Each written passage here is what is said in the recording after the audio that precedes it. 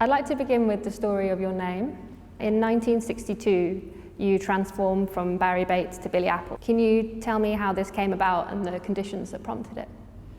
I wanted to do a work that would give me subject matter wherever I was. And in other words, we weren't looking for landscapes and anything like that. And I wanted a brand, you know. Remember, it was the era of pop art, and pop artists respond to Coca-Cola bottles and things like that, but I wasn't really that much interested in that. It didn't seem to have much depth. So by rebranding yourself, you could choose a brand name you wanted and felt good about. And so Billy Apple came about. And therefore, things that could be done about it after that. So we did apples, of course, and bronze, painted bronze, and things like that. Really, advertisements, they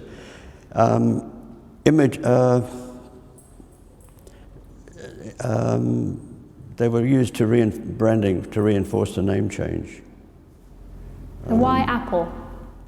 Because you're always near the top in listings. You don't have to be first, but you've got to be close. And it came about at the house of Richard Smith, who was a dear friend of mine at the time, and I'd just come back from America and with no money in '62, end of August '62, and he suggested I come and stay at his place. You know, he had a big loft, American-style loft in Clerkenwell. And we went there, and there was one winter's afternoon, we're sitting there on a midweek, and which turned out to be a Thursday the 22nd of November '62, and Richard sat there with a little A5 pad, and we sat there talking, and I said I wanted to do a work about, you know, very much about this subject. And we started writing down names. I mean, he had a couple of mine, and you know, like Ron's son, and you know, happy things, you know, because he knew it was a branding thing, but he wasn't very good at it then. And I remember that I had a large Adam's apple, and I was quite sensitive to it. In fact, we did a bronze, cast my throat, and did a bronze of it called Billy's Apple, and as part of those works to support the name change. But no, it was Billy Apple. Like, you had to be free. You had to be like, you know, candy bars in America, Babe Ruth, Billy Apple, you know, that sort of thing. And what were you leaving behind with Barrie Bates? Didn't matter, gone. I've never gone back, never thought about it, don't want to know. You know, you don't have the rights to, you have the rights to choose who you want to be. A woman it sometimes does, by marriage, or, I mean, it's a choice that you have. Is it legally your name? Is it legally your name? Legal? Yeah. Very legal. Yeah, when did that become? It first went into my passport as AKA, also known as. So next time you get a new fresh passport, you can change it where the previous name becomes also known as. And then eventually it changes completely. I became a US citizen in '81, and that was hard and fast at that point. It was Billy Apple, no turning back. And what were the responses that you got at the time to the change of your name? Well, not only that, when I did it in '62, I also became a blonde. David and I had done that earlier in the trip to America, just fooling around, you know, bottle of Lady Clairol instant cream whip to make a change. It was a sunny, hot summertime, you know, in America, so it was nice. But I think you've got to make a change whether you stay with it or not.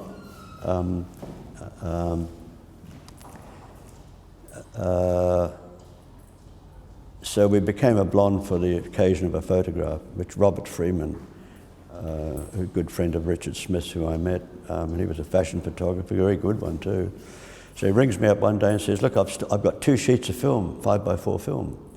Can you whip round now and you know, tomorrow morning or something like that, come by and we can take a photo. So he took a front and back of my head against red and green, which we talked about earlier.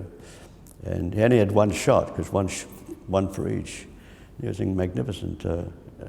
pictures he took. I turned up at Robert's place for the photograph, and the same house that above him was John Lennon and Cynthia lived, and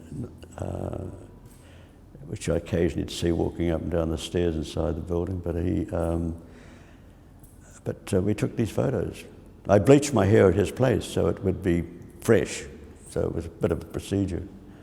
He took pictures of me while I was doing it, and yeah. And what year was that? That would be 62. End of 62. We did that photograph. Then I had them printed on canvas as well at the Royal College. It was wonderful, the Royal College. I used to. I had the rights to travel everywhere in every department at those days because they had great technicians, and probably I should go back a little bit prior to what 62 now to 1960, where I found myself in April in Alicante in Spain with a little camera that I'd bought a 35mm camera, and photographing those days is not as easy as it is today. Being digitally just point and squirt, we had to do light readings and all sorts of things, which I just thought no way. But so I went into this wandering around. I found a space that seemed quite dark inside, and wondering whether there was anything happening there at all. It was a barber shop, and I went in, and there was this person having a shave, being lathered with a brush. Beautiful white soap all over his face. And the next thing, the same barber, I walked around the other side of the barber this time, so in the shop, I did a circle of this person sitting there. And by the time I got to the other side, he had taken out this razor, like you often see that we'd see in gangster movies where they'd slit someone's throat. And shaved the man. So it was an additive and subtractive work. And it hit me right there that it was really about painting and sculpture. And it was in the face of abstraction at that point in 60, New York School of Painting and whatever else abstraction was going on in Europe. And I made a very conscious decision there that I would never take another photograph. And I would do nothing other than think about what we're going to do. So the practice began really with that work in April of 60. So by the time we get jumping back to 62, it was quite a normal thing for me to do, not to who was going to photograph me, all those sort of things. And Robert, being one of the best photographers around town, he was doing things for Queen and Vogue and all that sort of stuff, and he was very competent, and someone I could get hold of very quickly to do the photos. You began studying at the Royal College of Art in the late 1950s? 59. 59. And while you were there with some extraordinary fellow students. David Hockney, Alan Jones, Pauline Boty. What was the atmosphere like? When I arrived in England, because I came from New Zealand for that, and Derek Boucher's mother and father picked me up from Southampton, because I took a boat. No one flew in those days anywhere, not much anyhow. And they were publicans in Basingstoke. So I began my life in England in this wonderful garden on a corner pub, massive English garden behind the pub. Would walk the collie dog into the countryside while people were cutting hay and things like that. It was really quite romantic, actually. And then eventually Derek turned up, and we went up to London and got a flat together in Earl's Court, of all places. And so we flatted together in this one floor, and after a while I decided that I really wanted to be by myself and moved on. But because of Derek, because he was in the painting school, that's where I met everybody, and because I didn't know that many people, but through Derek, they all became good friends in the painting school, Hockney, etc. Ron Kittai and I didn't get on very well. He didn't understand the conceptual nature of what I was thinking about, or, hands off, But the trick is to, what I did learn, because Guy allowed me to, it rang up his colleagues in all the other departments and made it possible for me to use all the technicians and facilities. So, they had a sculpture school with an Italian brothers, D'Angelo brothers, who ran the sculpture department, the foundry, and the engineering school had very good tradespeople, etc., etc. So this is where I used all these people to make things. And it was wonderful, because you can't possibly hope to become very proficient at everything. But the trick is you can become a really great producer and director of things. And while you were at the Royal College, you made For Sale, which is on show at Mayer Gallery. Yeah, that was a little canvas that we did one night in 61, winter of 61, and it was done in the evening.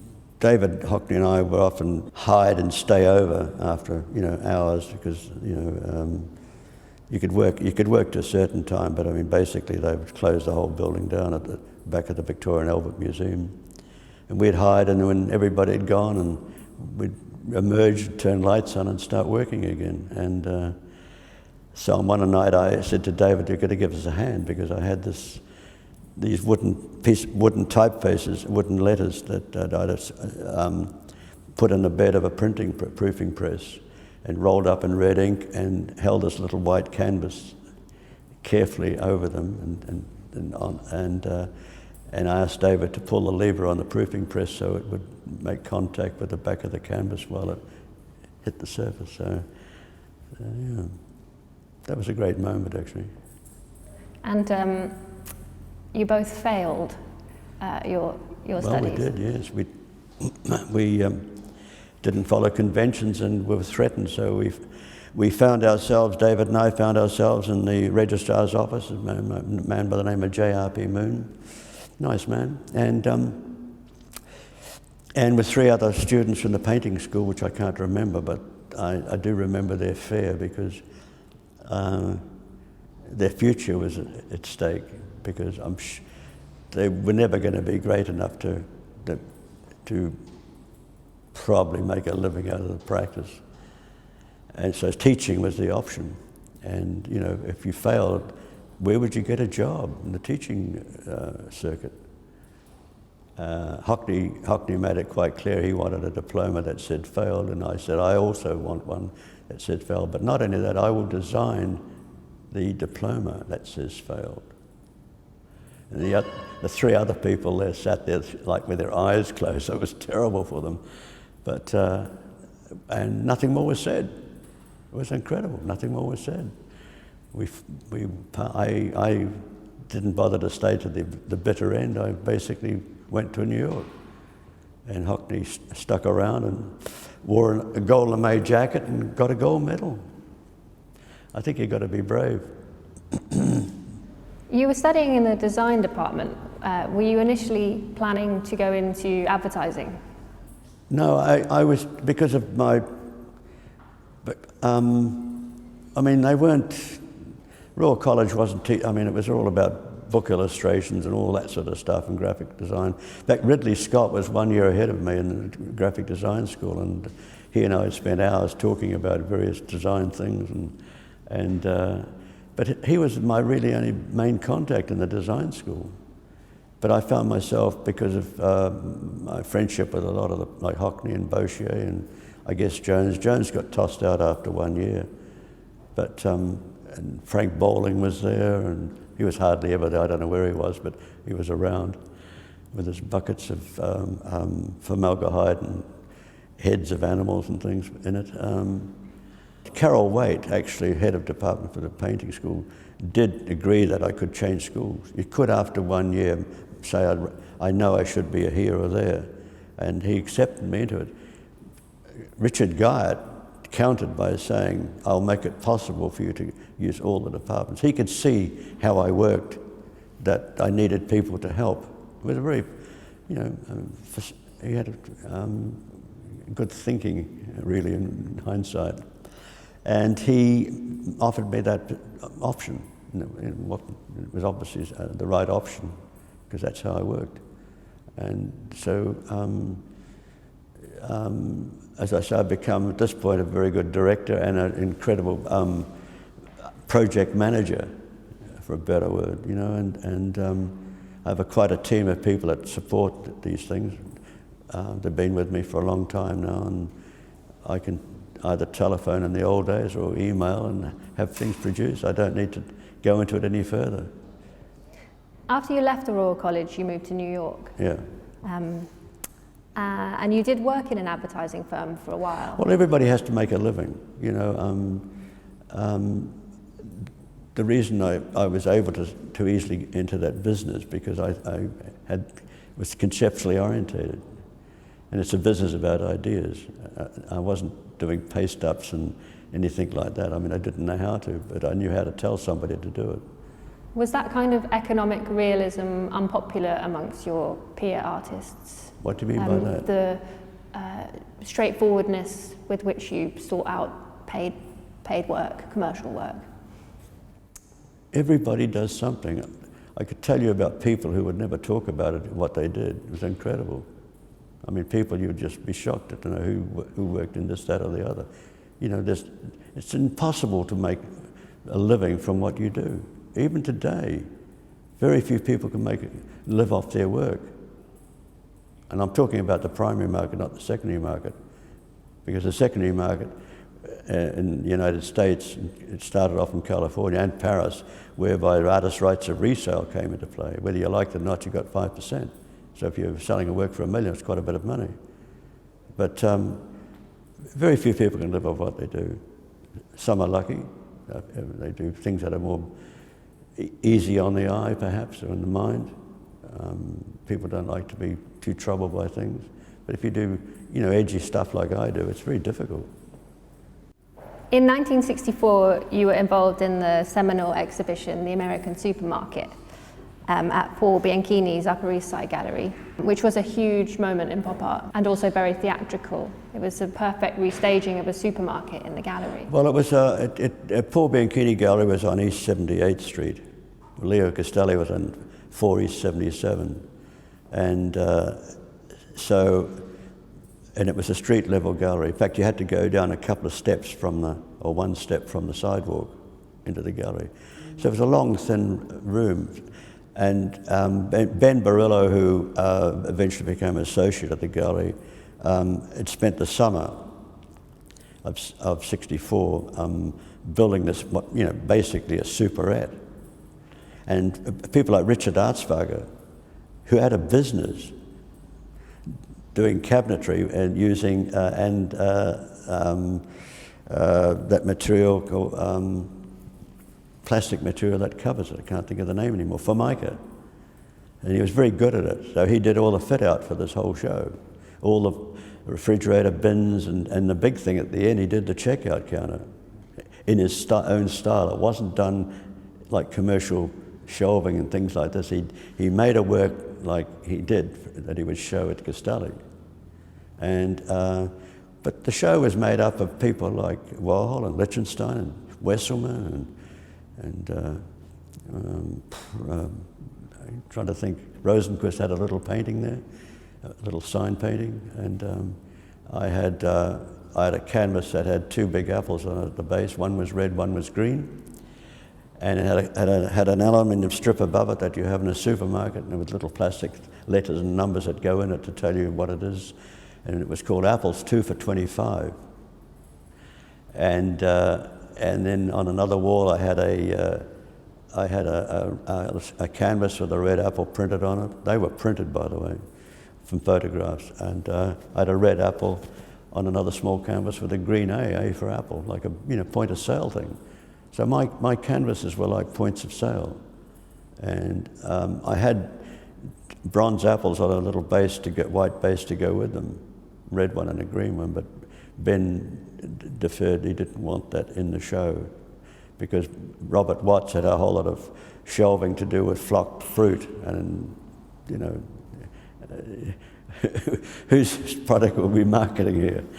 But I did have an eaten watermelon in bronze on a plate sitting next to someone else's work. In fact, it was right next to Tom Westerman's chicken in a dish or something. And but Warhol had Brillo boxes and Campbell soup can boxes and things he'd made, and a big pile of Campbell soup cans. And in fact, the Campbell soup cans were cast in solid aluminum, and silkscreen labels around that he'd done, and it initialed them. And there was this great photo that Life magazine did where a woman, obviously a local woman, had come in to do some shopping and was holding this can, wondering why it was, $25 or something. I hope she bought a few. But it was one of those moments where people were confused. They didn't quite know, like the public didn't quite know, because it looked like a super ad. And there was a big pile of Ballantyne's beer cans and Jasper Johns' painted bronze of beer cans, and the owner of that, I think Bob Scull, whipped in and took it away. He thought it was outrageous that the art should be treated like this. So Ben Barillo was a pretty sharp operator too, and he had a photograph out of a art publication of the beer cans, so he had it framed and hung it over it. So you can still, business as usual. How did your involvement in the supermarket show come about? But because I'd come back in '64, I'd flown over in about May of '64, and I'd met Leo Castelli a couple of times when I was over in '62, and I said that I might come back. So when I came back in May, I went to see Leo and said that I've made a decision to leave London and to come over here. So I said I need somewhere to stay. So he said to Ivan Karp, who was his gallery manager then, he said, Ivan, Billy needs a place to stay. He said, Eva Hesse is going off to Berlin. I'll organise to get her loft for Billy, and down on the Skid Row, which was a Bowery at the time, which is quite gentrified now with various museums and things.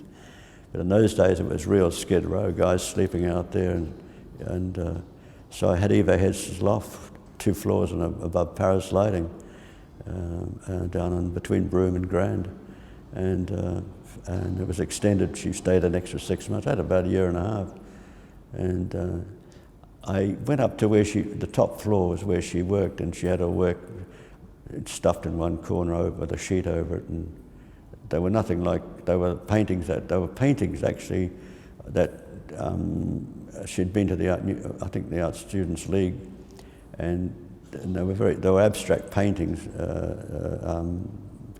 and I didn't like the smell. It was even though it was empty, it was still smell of paint. It was dirty, and the only thing I did in it was to draw a pencil line around the whole walls at my head height, and then left. Never went back. But one day I got a call from Richard Smith. Said he wanted to come around to see me, and he brought Sol LeWitt with him and Jim Rosenquist. And I thought, what's all this interesting? So they said, but Sol was a very good friend of Eva's, so I suspect Eva must have said, can you find a way to get round to the loft to see if it's still okay? Because Jewish girl, she's quite highly strung actually, I found. And she's a nice woman, but she was like very tense when I met her. So they said, well, could we go upstairs? And I said, well, there's nothing up there. And they said, oh. So I went up there, and they said, what have you been? I said, the only thing I've done is this my head height pencil line, and Sol LeWitt smiled. I mean, he understood that. I think Rosenquist had a glass of bourbon in his hand, even at that hour in the morning, and sort of took a look and walked out. And Richard Smith, we all didn't stay long, but I think the idea was acknowledged by LeWitt. And every now and then I'd see Sol on the streets, and we'd have chats and things. Because I didn't need a studio. I never made anything like that. It would be made and shipped somewhere. But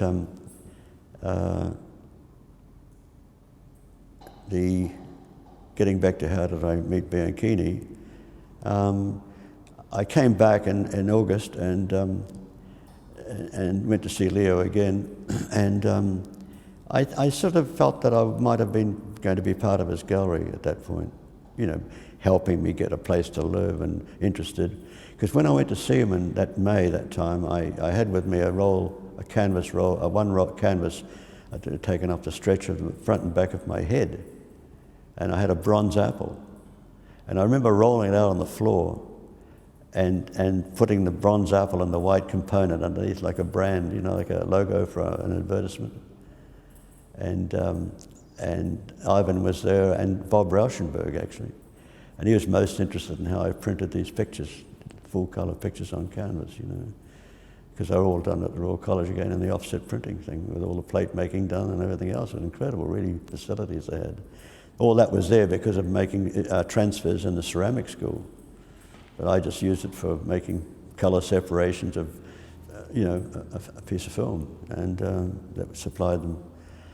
But anyhow, by that I sort of felt there was interest. But what did actually happen while in that time I went away is that Leo had taken on Jim Rosenquist and Andy Warhol, so there really wasn't any room at that point. He then made the arrangement for me to go around the corner to Paul Bianchini and Ben Barillo.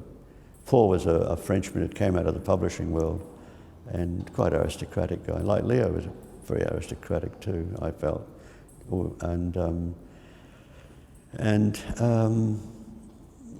Yeah, that's it. But I kept in touch with Leo, and by 1977 we got our first show with him. It was an incredible moment. I remember walking down West Broadway to my loft in Church Street, and you get a feeling like your feet never touched the ground. It was like all this, you know, patience and talking and seeing, meeting about things. And one day I showed him this drawing about his front door.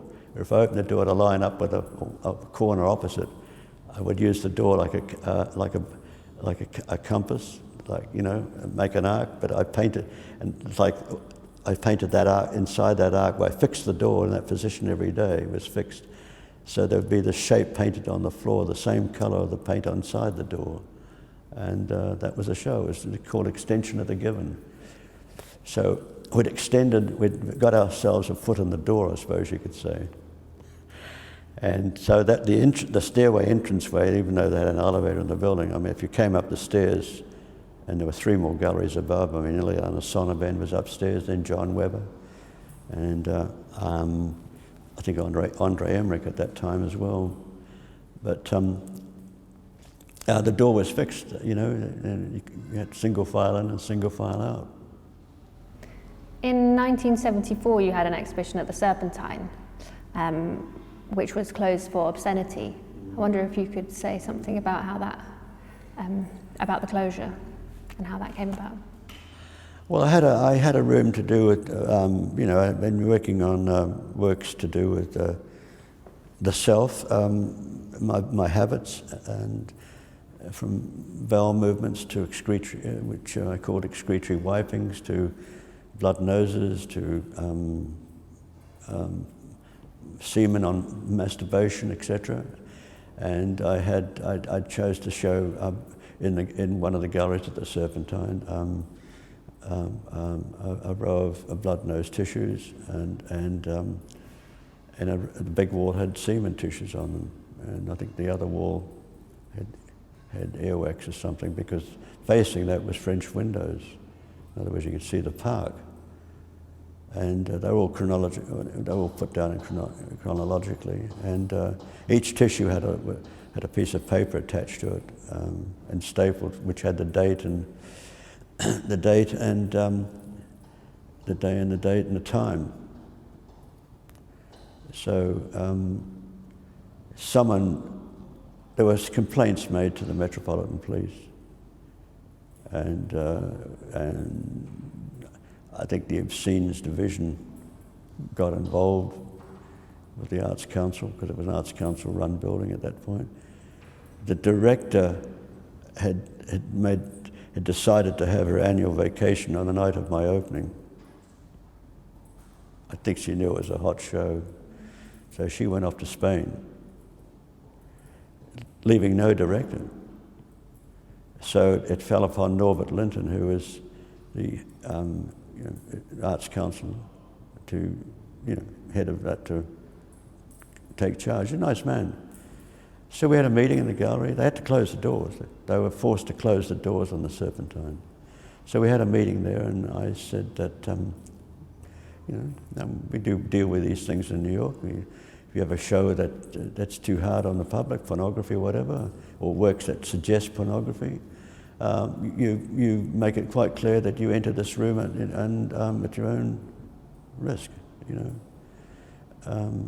Whatever. There's legal ways of positioning this. Anyhow, I said, well, look, why don't we just cover the windows? I mean, if you had a blind, we'd pull the blind down. That's the problem of people walking by reeling prams or something. I mean, unless they come and they wouldn't know what it was. It just looked like little watercolours. Unless you come in and read the information on the wall, you wouldn't know. So they said that wouldn't do. And I said, well, why don't we just seal the gallery off? Do that and seal the gallery off. You wouldn't know what's there, so why don't we just seal the gallery off? So you enter at this point knowingly that there is something that's going to be difficult for you, maybe, or not. And they said, look, we can't do that because there's the public toilets to one side of it. You have to enter that entranceway to the gallery. To one side is to another section where the toilets were. And they had an answer for everything. So in the end, after 3 days, I said, look, I'm happy to remove the works. It's another subtraction. But so I'll do a work where I want you to have someone photograph me removing the work. So it became a requested subtraction. And each work was held on the wall with a little bit of tape. And so the person came along and carefully peeled the tape off, very lightly, just off the little label. They were hanging by the little labels that I had stapled to the tissues. And so there's a little row of tissues, all tissues removed, a little row of bits of tape. Then I ripped a page out of the publication and wrote with a red marker and wrote requested subtraction and the date and time. And put that on the wall. And it was a win situation because it was all there. It's like your imagination then goes into a full gear, what you don't see doesn't matter because it's all there. Your mind is thinking about it. And there was one little note added to the tissues one day they found, and I had them leave it there. Someone had written a little note on a piece of paper that said, what a terrible waste. But anyhow, the Serpentine thing went on, and they had a visitor's book in those days, and where people could write what they wanted to write. And the most interesting, such a stressful time, because the staff wasn't very pleasant to me either. They were too conservative, and remember I came straight out of New York. Bang, straight into it. I'd had an alternative space in New York in '69 and closed it in '72 or '3. So used to anything goes. So you arrive in London in '74 where everything had been going in New York, just another show, and this is London, unfortunately. So the show was like that and the staff couldn't handle it. I actually had to install the show myself. I told them that leave it alone, I'll do it. I'm used to doing it, I'll just do it myself. I didn't need anything. That's what we did. But I had, they built a wall over the windows, one big gallery, French windows, they built a wall for me over that so I could have a perfectly white cube for the portrait. So, that was nice. Do you still have the tissue works? Absolutely. Much sought after by people. They've got my DNA in them.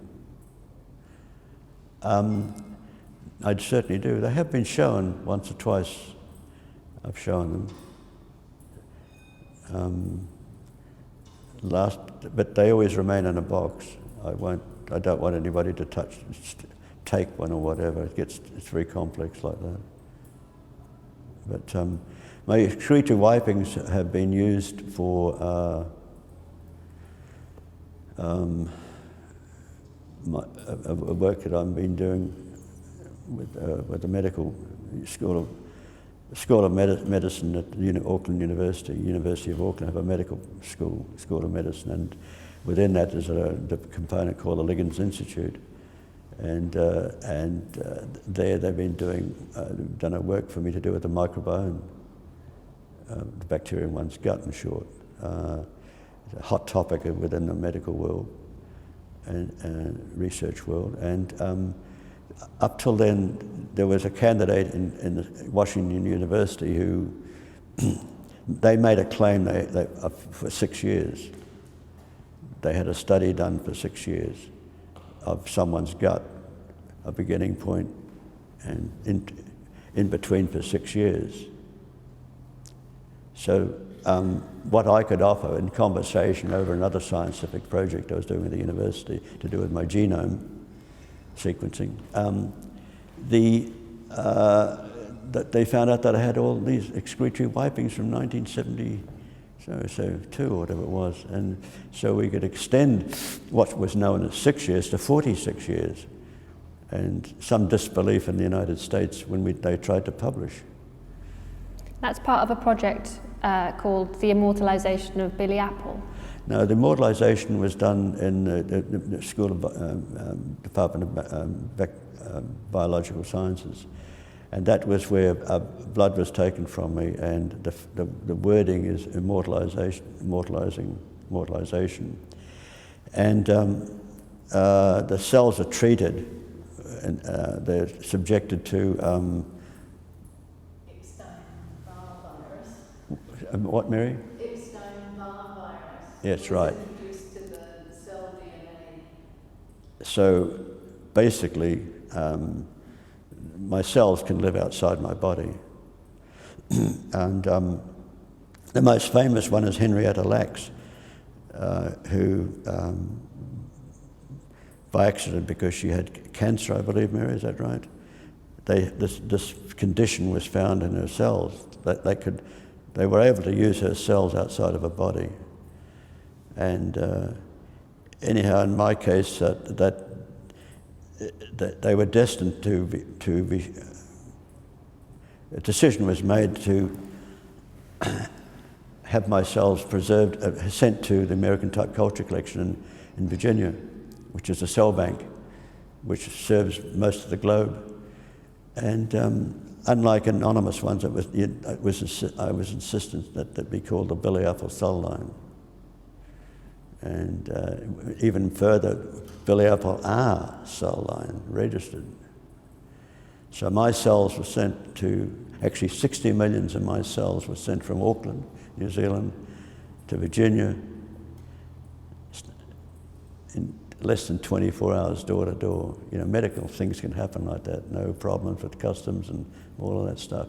Living cells, 60 million of them were sent overnight to the cell bank, and they've probably produced 600 million by now. And cells can be used for scientific research anywhere else. I did work at that time with them, like being able to watch the cells in a petri dish through a microscope and filmed all this stuff. So we have works that can be projected as large as you want, cinema size. In fact, we've done it that way, showing the cells growing and splitting. And quite beautiful, and quite memorizing, and like a silvery, purpley silvery sort of thing, because they have to be fed. I've done shows with them where we would have an incubator with a petri dish inside the incubator, because incubators have a digital counting system on the outside for temperature, so they have to keep very rigid temperature with these things. And they have an internal glass door, so you can open the main door, see a glass door which keeps the temperature, and look at a petri dish inside it. And that dish has to be fed by a competent lab person every few days to keep the cells growing. And also be supported by CO2. So next to the incubator is a massive big gas bottle with all the gauges on it to keep the thing going. So we've done installations just like that. I'd like to go back to the 1980s to Art Transactions, which is the series that produced most of the works in this exhibition, I believe. At this point, sale or exchange of art for goods or money became a very explicit subject of the work. I wondered if you could talk me through some of the works on show, beginning with Bartered, and explain the concept of that work. Well, a barter's a barter. It's that it has. I always have something in mind. People, the odd person has come to me with a proposal, but usually it's something I need more than they need. In other words, I find someone who has something that I want, and then get into conversation, and out of it comes an agreement to have a work called Bartered. What's on the wall is a very early version of it. Now I don't do things like that. I just have the title of what I'm doing, such as most recently hernia, or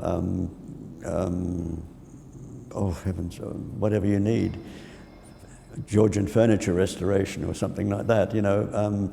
And the colours for these small canvases or whatever would come usually in the colour that the person is using, either in his business or whatever. In the case of what we have here, we've done works for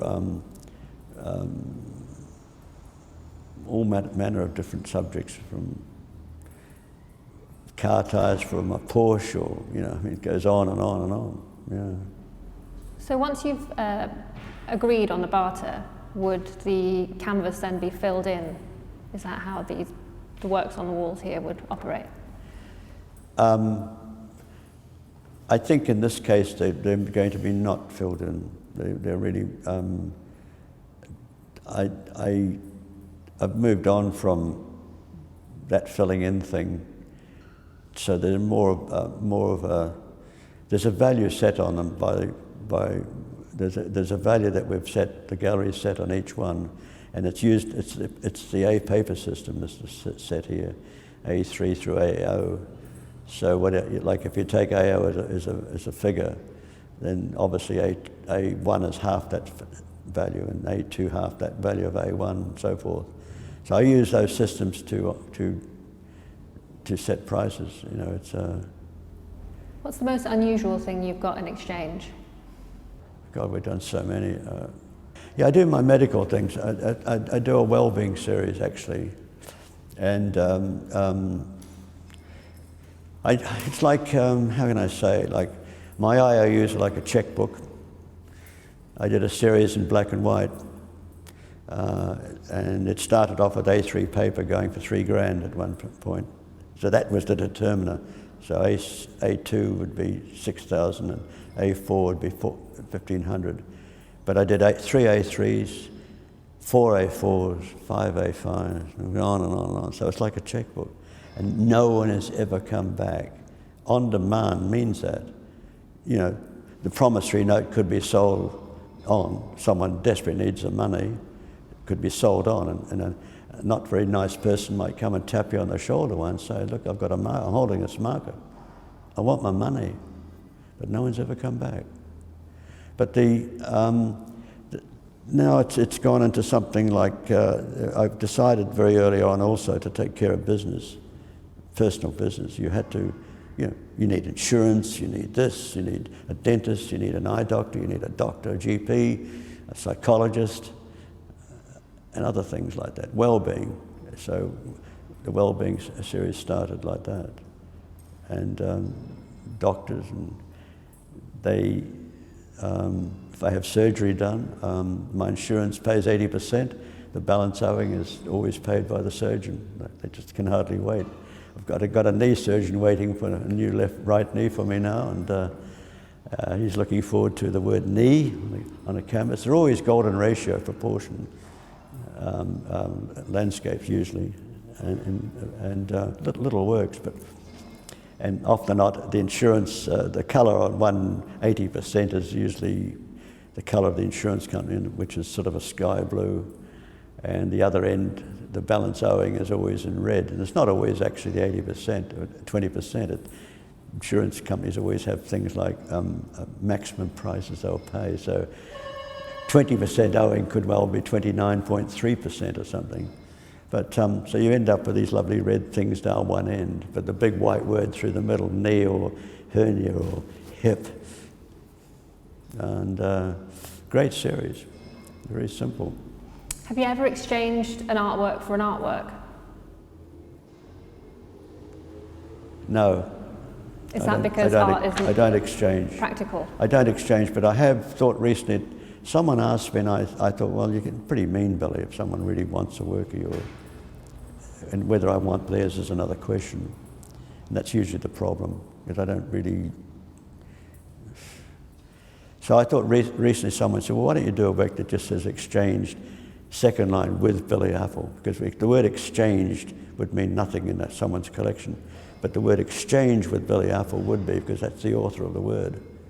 So they would know that they've got a Billy Apple work. So I'm thinking about it hard.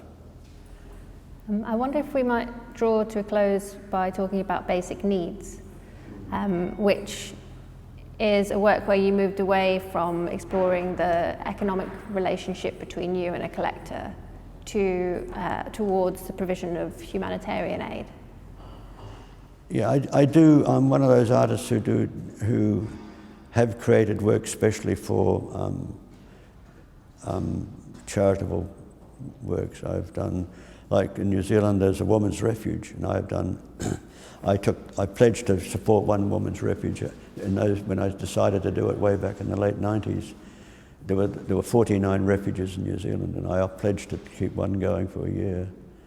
And I did. So what I did do was create 49 works, small works that had the name of each of the refuges on it, which is a horrendous landscape when you think about it, you know, because it's the whole country's involved.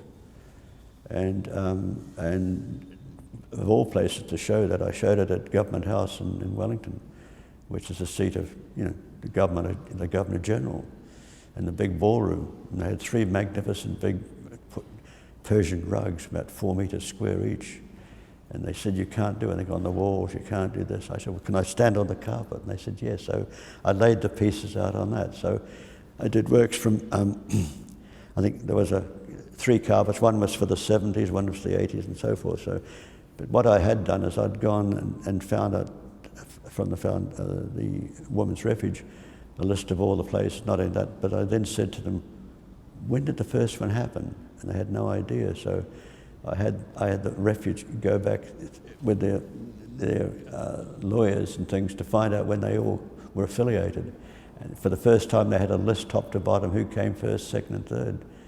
And so I laid them out in groups of first 70s, 80s, and 90s for one night only, and got this Government House, beautiful building in Wellington. And I think half went that night, and the other balance went quickly, and then I had a waiting list, and I said, well, I hope we never see you, because the concept really is to have less of these places, you know.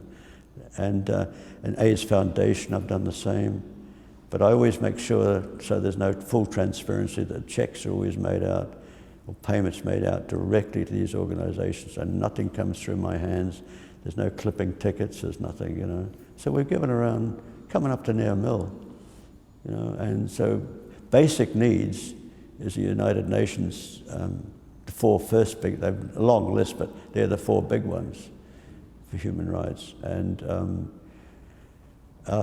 it was planned to do a show at Venice with a very wonderful curator called Adnan Yildiz, who is in New Zealand as director of an art space, and we wanted to do Venice a couple of last year with this, and I pledged to give $1 million US. I was going to make 1,000 coins weighing 1 ounce, called worth its weight in gold, to be produced in a mint in Toronto, and it would have a little silver coins with a little apple, and instead of a silhouette of someone's head, it would be my Apple logo, which would be gold-plated, which they can do, and on the other side have the word 1 ounce, and on that side it would say worth its weight in gold, and the other side had Venice and the date, and people said I had enough to begin the project and pay for the project, and it never happened, unfortunately. I didn't get to Venice to do it.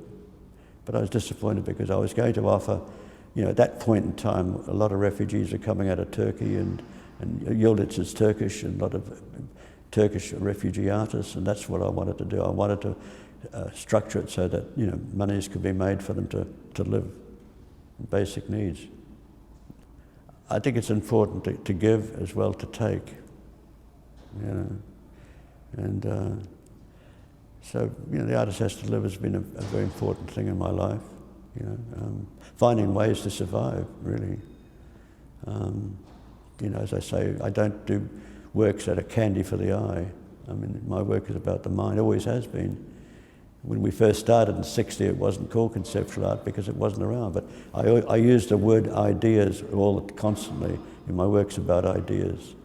And I know Cassuth made big claims in New York about '64 invented conceptual art. There was a little show in Wellington some years ago when he was out there doing a work, and my dealer at that time had a proof for sale, a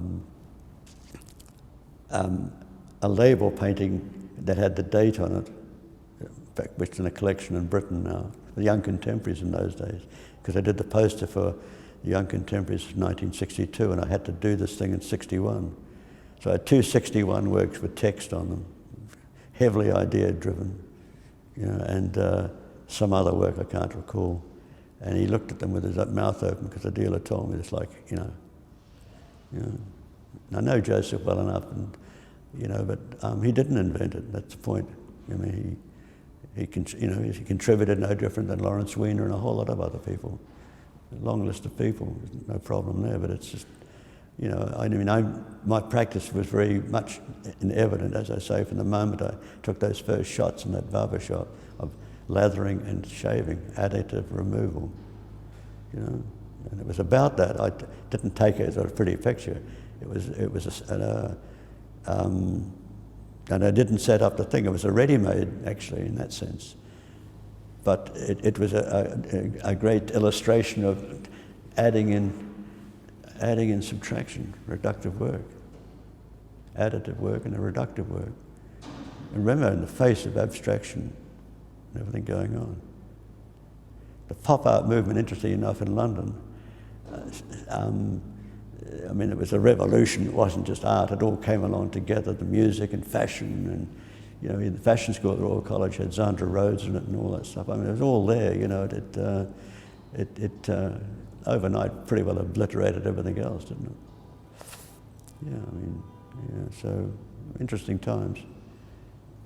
I mean, YBAs didn't start at all, When we did it at Royal College in early 60s, it was just as heavy.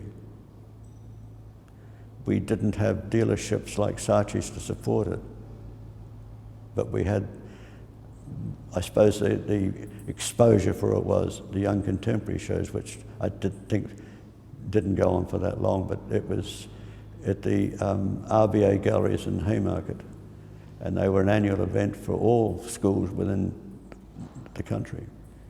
You'd submit works and do that, but the Royal College was quite a powerful group of us, and then Lawrence Alloway, who coined the word pop art, wrote a preface for '61 publication, which I did the poster for.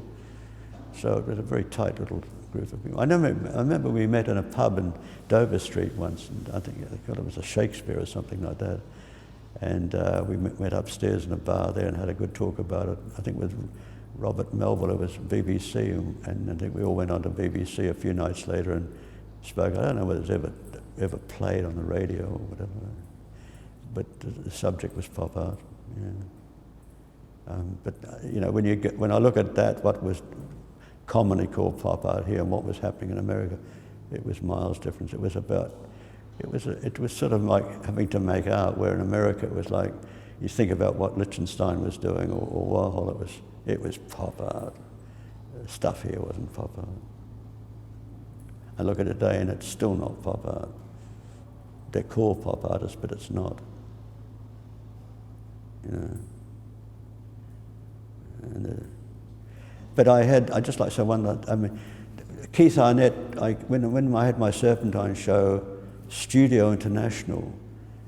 I think that the editor was Peter Townsend at the time, if I'm not wrong, and he wanted to have someone write about my show, so he chose, of all people, he chose an artist called Keith Arnett, and Keith was quite a bright guy who lived down in the Cotswolds, you know, and we met. I went down and stayed down there, I think, for the night, and he kept saying to me, "But how come we haven't seen all this work?"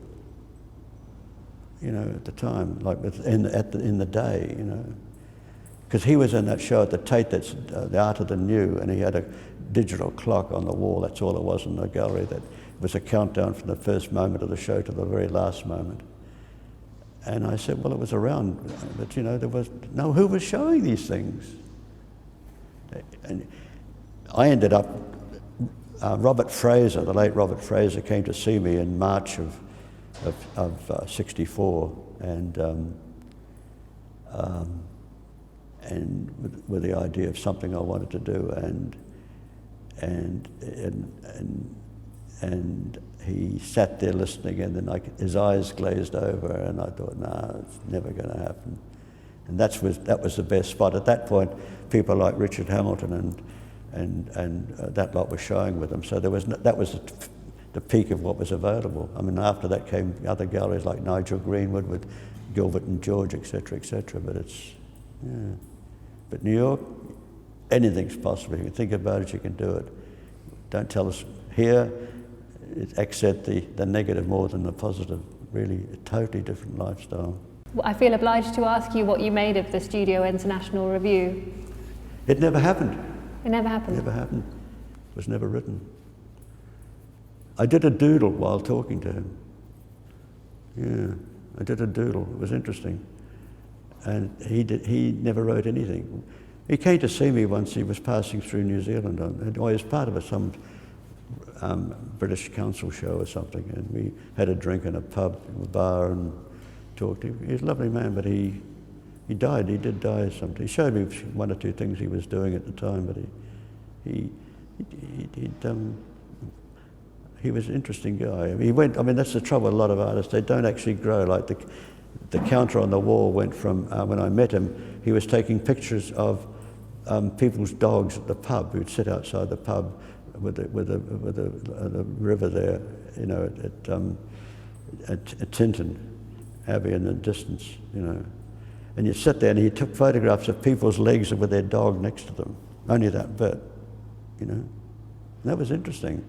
And he went off to do other things which I didn't understand, but he, like a lot of people's careers sort of, you think should carry on with, actually don't have the same courage and strength that the first works have. And that's the trick really, to be able to keep walking on thin ice. Most people don't. It's hard. You know? I mean, it's a tough show. I use, you know, borrowing money, there's an edge to it, you know. Someone could tap me on the shoulder. You know?